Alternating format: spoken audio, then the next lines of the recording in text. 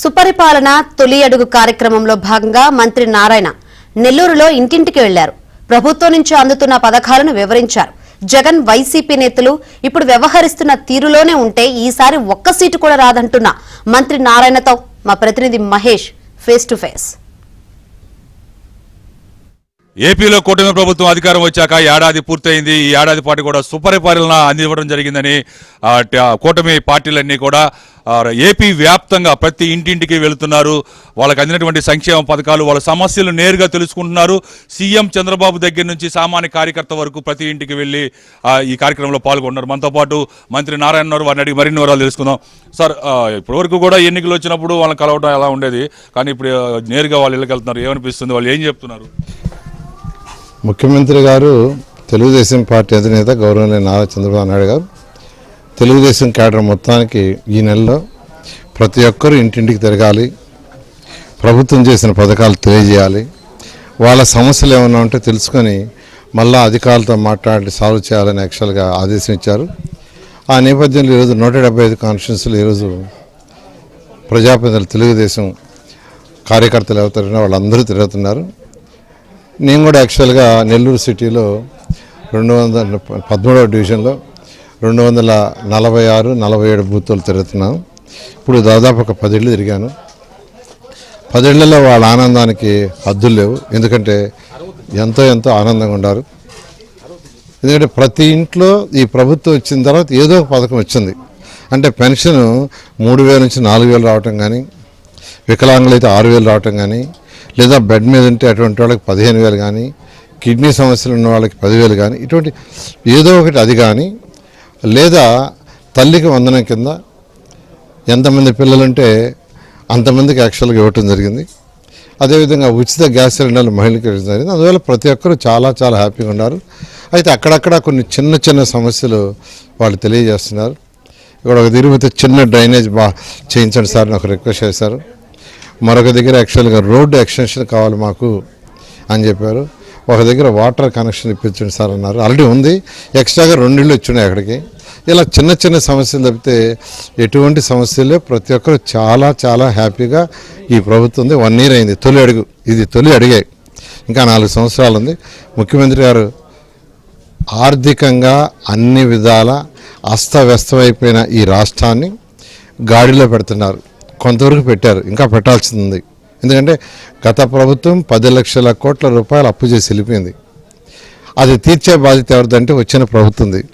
వచ్చిన ప్రభుత్వం ఎలా తీస్తుందంటే ప్రజలు కట్టిన ట్యాక్సులతోనే. ప్రభుత్వానికి ఆదాయం ట్యాక్సులే.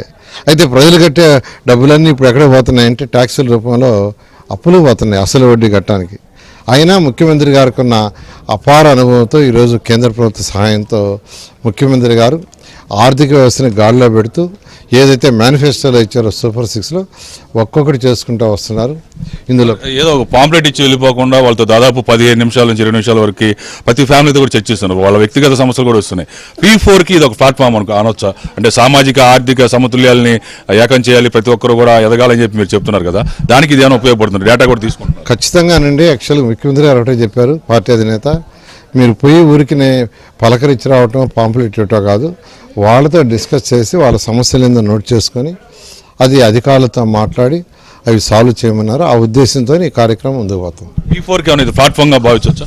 ఖచ్చితంగానండి. పేదలు నిరుపేదలు ఎవరున్నారో వాళ్ళందరికీ ముఖ్యమంత్రి గారు ఒకటే చెప్పారు, P4ని రాష్ట్రంలో ఉన్న బాగా డెవలప్ అయిన టాప్ 10% పీపుల్, బాటంలో ఉన్న 20% పీపుల్కి చేతినివ్వాలని ఆ ఉద్దేశంతోనే యాక్చువల్గా P4 తీసుకొచ్చారు.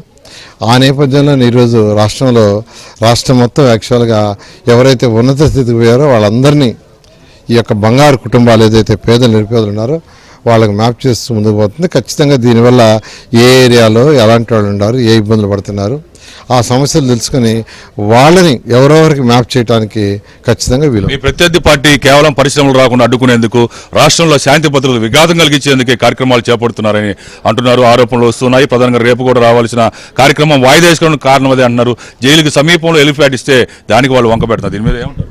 అసలు ప్రతిపక్షం ఎక్కడుంది? ప్రతిపక్షం లేదు. ఏదో 10-11 సీట్లు ఇచ్చారు. ఆయన చేసిన అరాచక పాలనకి, ఆర్థిక వ్యవస్థను అస్తవ్యస్తం చేసిన దానికి ప్రజలు బుద్ధి చెప్పారు. ఇప్పుడైనా సరైన మార్గంలో ఉంటే సరే, లేకుంటే జీరో అవుతాయి. ఎందుకంటే ప్రజలకి ప్రశాంతమైన వాతావరణం కోరుకుంటారు. ఎన్నో ఇండస్ట్రీస్ రాష్ట్రానికి చెల్లిపోయినాయి, ఒక్క ఇండస్ట్రీ రాలా. ఈ ముఖ్యమంత్రి గారు వచ్చిన తర్వాత అనేక ఇండస్ట్రీస్ వచ్చినాయి. ఈరోజు అవన్నీ కూడా రాబోయే 1 year 2 years 3 yearsలో ఎస్టాబ్లిష్ అవుతాయి. అవి ఎస్టాబ్లిష్ అయితే యువతకు ఉద్యోగాలు వస్తాయి. యువతకు ఉద్యోగాలు వస్తే ఆర్థిక స్థితి పెరుగుతుంది. ఇలా ఈరోజు మా ముఖ్యమంత్రి గారు ప్రజా పరిపాలన అంటే ఎలా ఉండాలో అది చేస్తూ ముందుకు తీసుకుపోతున్నారు. వాళ్ళు ఇలాగే మాట్లాడుతుంటే ఆ 11 సీట్లు కూడా 0 అవుతాయి. అమ్మా, మీరు చెప్పండి, మంత్రి నారాయణ స్వయంగా మీ ఇంటికి వచ్చారు, మీతో మాట్లాడారు, మీ వ్యక్తిగత సమస్యలు తెలుసుకున్నారు, ఏమనిపిస్తుంది? మంచిది అనిపిస్తుంది సార్.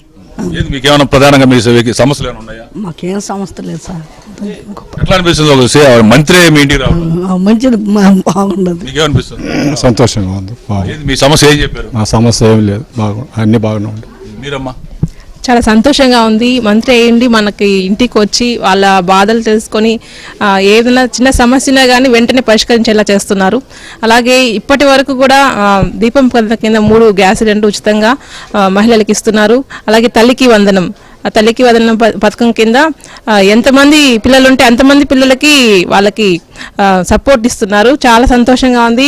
ఇక్కడ మా డివిజన్లో ప్రతి ఒక్కరు కూడా చాలా సంతోషంగా ఫీల్ అవుతారు. ఇలాంటి నాయకులే మళ్ళీ మళ్ళీ రావాలని కోరుకుంటున్నారు మన సార్.